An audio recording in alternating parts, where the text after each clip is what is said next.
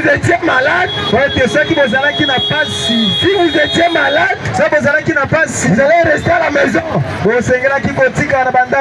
bien vous allez être dans l'hôpital. Mais je vous dis que vous êtes en bonne santé. Comme vous êtes en bonne santé, c'est pour cela nous aussi, et tant que nous avons aussi de la bonne santé, nous sommes venus parler avec vous. Parce que nous avons la bonne santé ce matin. Ce n'est pas au hasard que Dieu pouvait-il vous laisser en bonne santé ce matin. Si Dieu vous a laissé en bonne santé ce matin, c'est pour écouter ceci ce matin. Parce que encore aujourd'hui, comme Dieu, il nous a donné le privilège, l'opportunité d'être encore en vie ce matin. Ce n'est pas par hasard. Vous devez avoir la chose essentielle ce matin. Alors ce matin, comme nous sommes en bonne santé, Dieu nous a accordé cette vie ce matin, c'est pour parler de nous. Et nous voulons parler d'un petit sujet pour les rencontrer. Pour les rencontrer Jésus. Mon frère, ma soeur, ça fait de nous plus de 300 jours. Nous sommes maintenant vers la fin de l'année. Je veux que ce matin, nous pouvons aller rencontrer. Nous devons aller chercher là où on peut rencontrer Dieu. Parce que même la Bible dit que c'est Jésus qui parlait à ses disciples. Si quelqu'un n'est pas malade, si quelqu'un n'est pas malade, il n'aura aussi pas besoin d'un médecin. Mais si quelqu'un est malade ce matin, il va aller trouver là où se trouve le médecin. Alors ce matin, étant que malade comme des humains, manquement de la parole, c'est pour ça que nous sommes venus ce matin pour parler de la parole. La parole de Dieu ce matin va nous diriger là où on peut rencontrer Dieu. Parce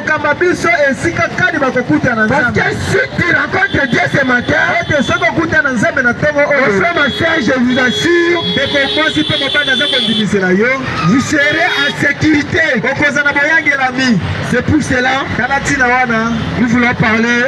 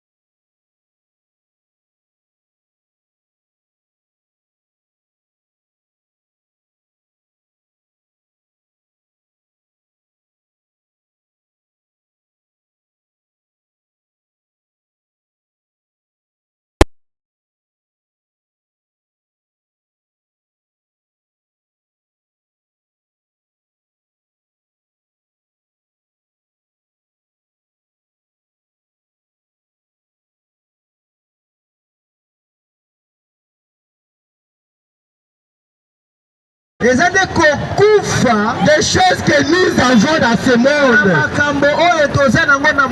Parce que la Bible dit qu'il y a des choses dans ce monde. Si ce monde-là n'est pas encore mort en nous, nous sommes toujours égarés devant Dieu.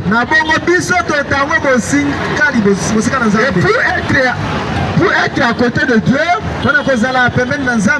vous devez avoir quelqu'un pour vous approcher.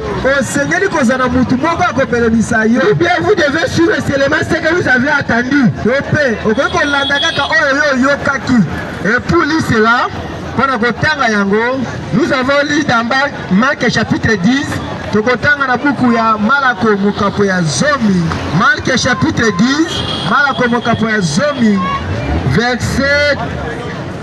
verset 13. Et on va descendre. Amen, amen. Amen.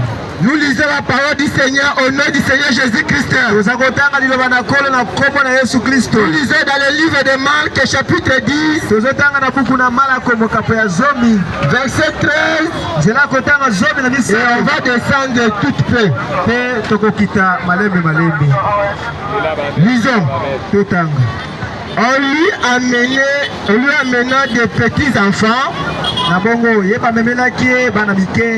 En fait, il les touche. Mais les disciples les pulèrent, ceux qui les amenaient. Jésus voyait cela, fut indigne. Et leur dit, laissez venir à moi les petits enfants. Ne les empêchez pas. Qui a amené les petits enfants vers Jésus? Mais les disciples voyaient cela. Ils étaient allés empêcher les gens là pour venir chez Jésus. Mon frère, ma soeur, je vais vous dire ce matin que personne mettre entre toi et Jésus. Entre toi et Jésus, c'est seulement le Saint-Esprit. Entre toi et Jésus, c'est seulement le Saint-Esprit. Parce que le Saint-Esprit, c'est la parole du Seigneur. Et le Saint-Esprit, c'est le meilleur conducteur.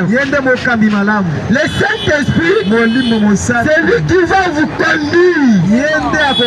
Le Saint-Esprit, c'est lui qui va vous amener jusqu'à aller rencontrer Jésus. Mais regardez, les disciples connaissant la parole.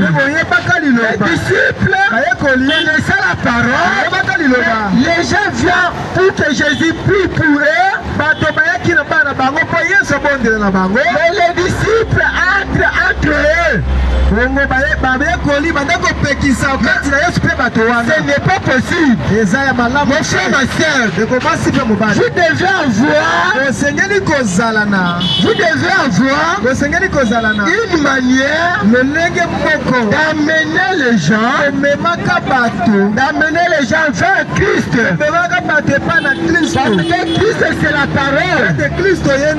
Comme Christ est la parole, et nous sommes là où on parle de Jésus. Là on parle de Jésus-Christ. C'est ça où on peut aller rencontrer Dieu. On ne peut pas rencontrer Dieu. Vous devez aller là où se trouve la lumière. Vous ne pouvez pas rencontrer Dieu dans les ténèbres. Ni par ailleurs dans le noir. Pour rencontrer Dieu, vous devez rencontrer Dieu dans sa parole. Une personne dans ce monde qui a voulu mourir dans ta place. Il n'y a personne, même le pasteur, même ta mère, même ton père, même ton frère, même qui que ce soit, personne n'aura prendre sa place. Il y a seulement une seule personne qui a voulu mourir pour prendre ta place. C'est le Seigneur Jésus-Christ. Et si nous sommes encore en vie ce matin, nous sommes dans la joie.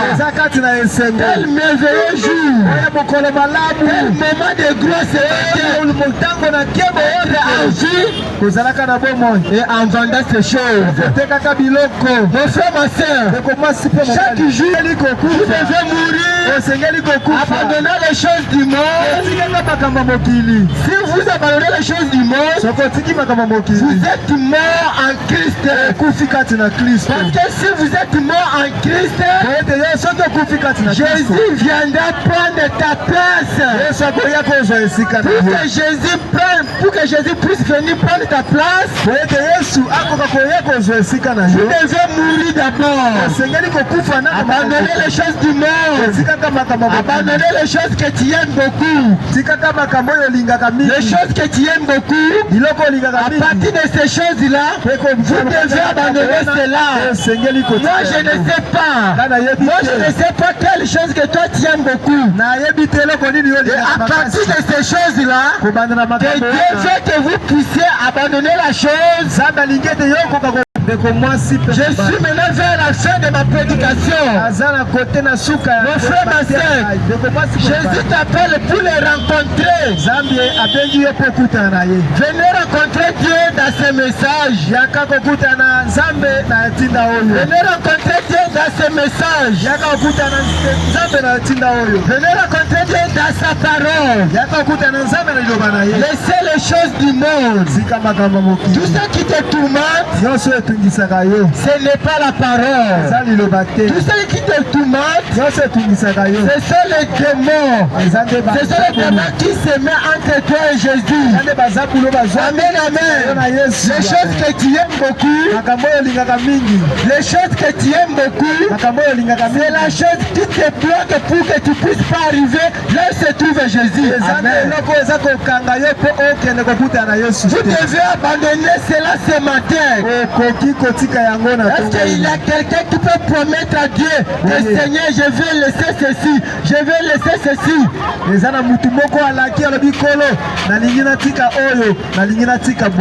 ne sommes pas dignes devant ta parole. Devant la parole du Seigneur, tout genou franchira. Devant la parole du Seigneur, tout genou franchira. Et toutes les langues confessera. On va confesser quoi? On va confesser. On va confesser. Que Dieu vous bénisse. On va confesser les choses que nous sommes habitués. On va confesser les choses qui nous mettent loin de Dieu.